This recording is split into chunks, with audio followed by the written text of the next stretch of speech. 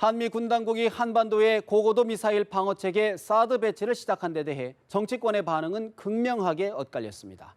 이번에는 국회 연결해 자세한 내용 알아봅니다. 가은나래 기자. 네, 자유한국당 김성원 대변인은 구두 논평에서 안보가 중요한 상황인 만큼 올바른 결정이라고 환영하고 야권을 향해서는 국가 안보를 위해 초당적으로 협력하라고 했습니다.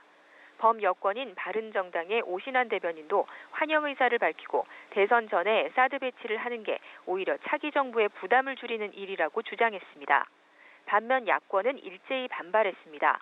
민주당 박경미 대변인은 황교안 권한대행은 정부 정통성이 상실된 상태에서 월권을 행사하고 있다면서 헌재 판결을 앞두고 안보 프레임을 만들려는 정치적 의도에 강력 대응할 것이라고 경고했습니다. 국민의당 김경진 수석 대변인도 한미 양국 정부는 헌법적 절차를 위반했다면서 사드 배치 중단을 촉구했습니다. 강 기자, 정치권 소식도 좀 더 들어보겠습니다. 더불어민주당 김종인 전 대표가 탈당할 전망이라고요?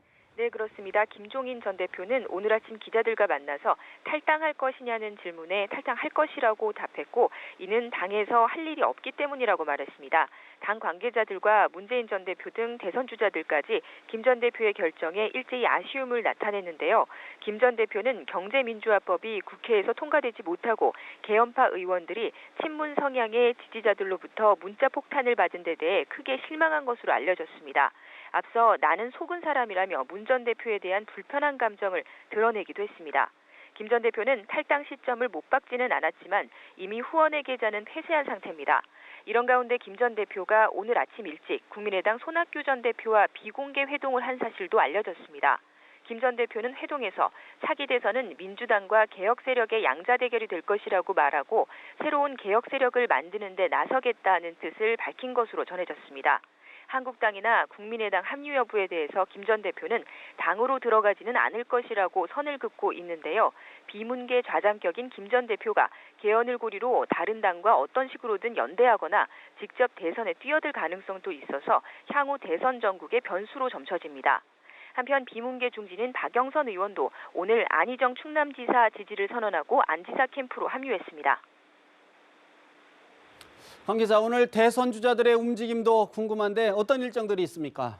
네, 헌재의 탄핵 심판 선고를 앞두고 있지만 대권 주자들은 민생 우선 기조로 경제 행보에 집중하고 있습니다. 민주당 문재인 전 대표는 캠프 비상경제대책단과 첫 경제 현안 점검 회의를 했는데요. 저성장과 양극화, 일자리, 이 3대 위기를 극복하려면 다음 정부에서는 경제 패러다임의 대전환, 구조개혁의 대수술이 필요하다고 진단했습니다. 안희정 충남지사와 이재명 성남시장은 대학생들과 만나는데요. 안 지사는 충남대에서 청년정책 특강을 합니다. 대학생 관련 정책을 발표하고 있는 이 시장은 저녁에 건국대 학생들과 토크 콘서트도 갖습니다. 국민의당 대권 주자들은 정책 대결 양상입니다. 안철수 전 대표는 스타트업 기업들과 만나서 창업 정책을 발표했습니다. 정부를 상대로 서비스와 상품을 테스트할 수 있는 테스트 마켓을 만들고 민간 위주의 창업 지원 기관과 창업 금융을 육성해서 10만 명의 청장년 전문가를 양성하겠다고 공약했습니다. 손학규 전 대표는 공공기관 지원 금액을 30% 줄이고 5년간 공무원 임금은 동결, 고시제는 폐지하고 구급 채용 시 고졸의 50%를 할당하는 내용의 평민 만세 일자리 공약을 발표했습니다.